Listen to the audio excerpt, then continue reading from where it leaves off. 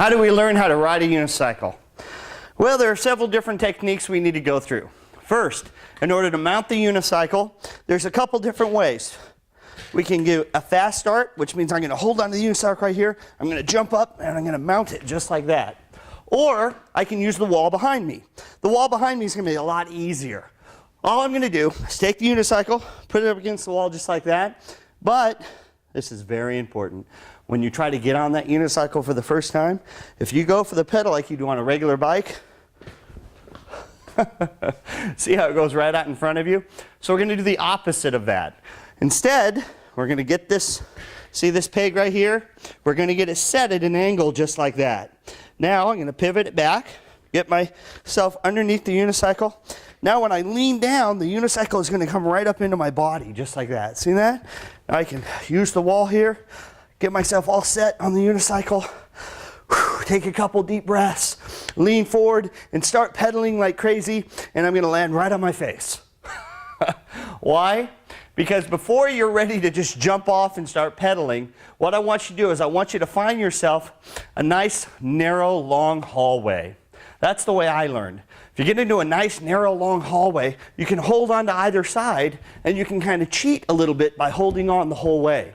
Then, when you lean forward, you'll have that wall to hold on to as you go down the hallway. That way, I learned much quicker than if I just did it on the street, kept falling over and over and over. So, whew, unicycles are so much fun.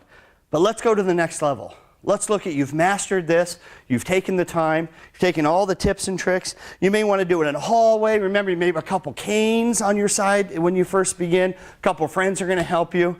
It's a great workout, and it's a lot of fun. But let's look at the Giant for a second.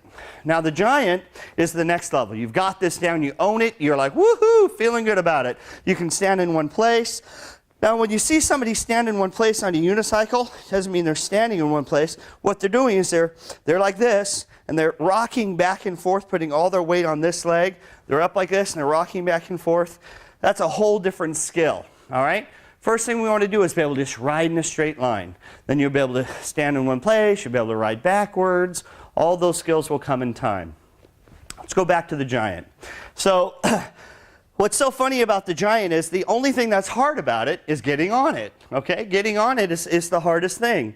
And all you have to do in order to get on the Giant is get your legs somehow this high. So how are we going to do that? Well, oftentimes I'd find a fence that I could climb and kind of hold on to. Sometimes I'd have a giant person, you know, a big man stand next to me, and I kind of hold on to their head and climb up on it in my show, things like that. So once you get some way to get up here, actually riding the unicycle part is easier than this one, for me anyway. And the reason for that was, as you lean forward on a unicycle and you start to lose it, you have a certain amount of time that you get to pedal and bring that unicycle along so that you don't fall down.